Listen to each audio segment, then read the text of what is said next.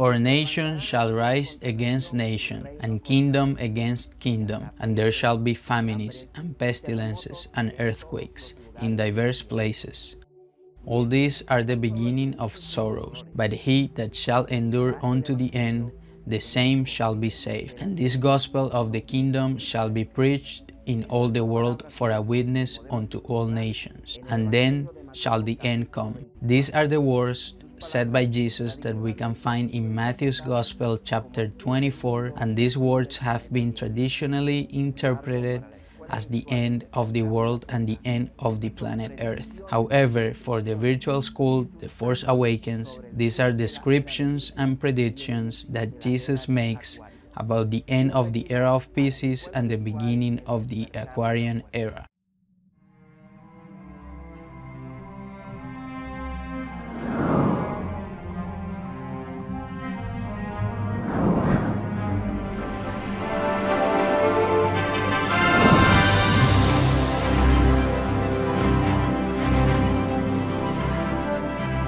Welcome to the virtual school, The Force Awakens.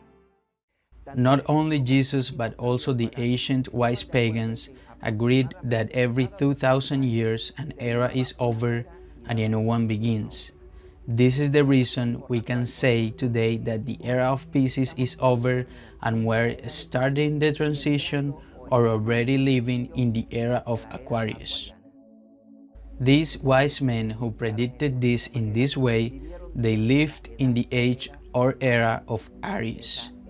In that era was Dionysius the firstborn, and he was represented by the figure of the ram's horns, which is the official symbol of this era.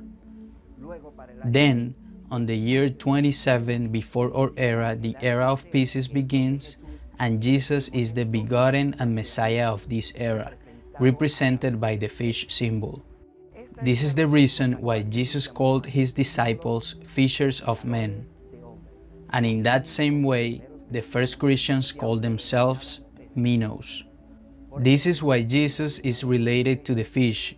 Jesus' symbol is a symbol that is associated to the firstborn of the era of Pisces.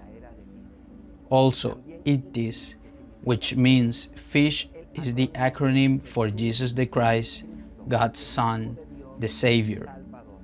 About this, the critics say that it is also related to Pisces, the sign of Virgo, which represents a virgin.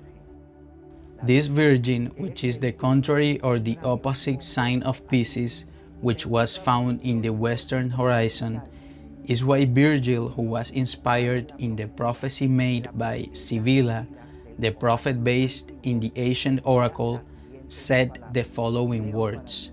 Let me read them. Time has conceived, and the great sequence of the ages starts afresh.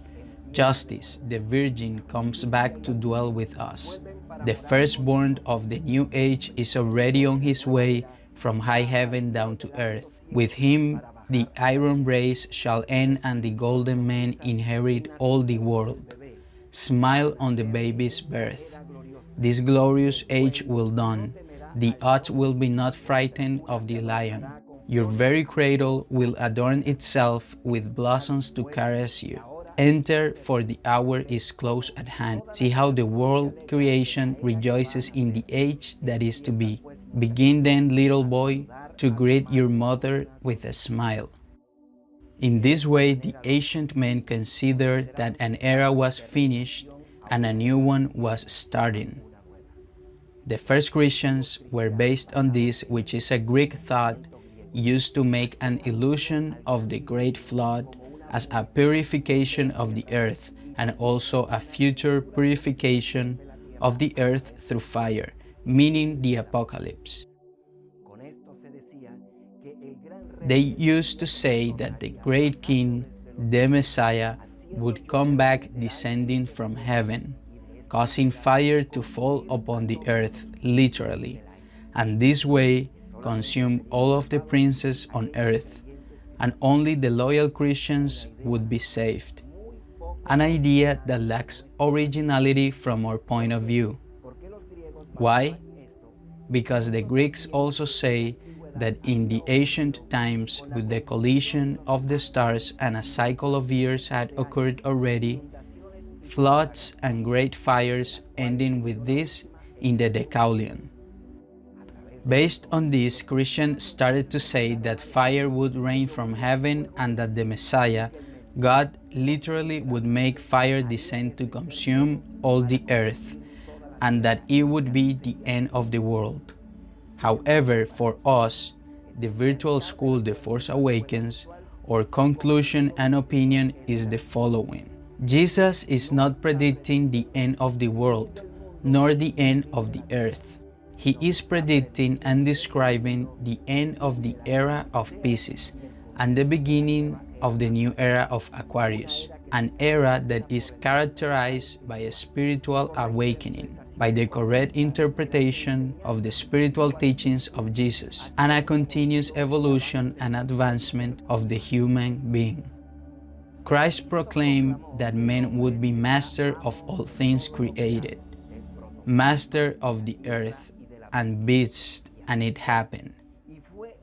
Man was the master and ruler of all things, the earth and its beast. But because its thoughts were distortioned, man became the enemy of the earth and its beast. We were rescued through the universal Christ, God's love which fills all things everywhere with itself.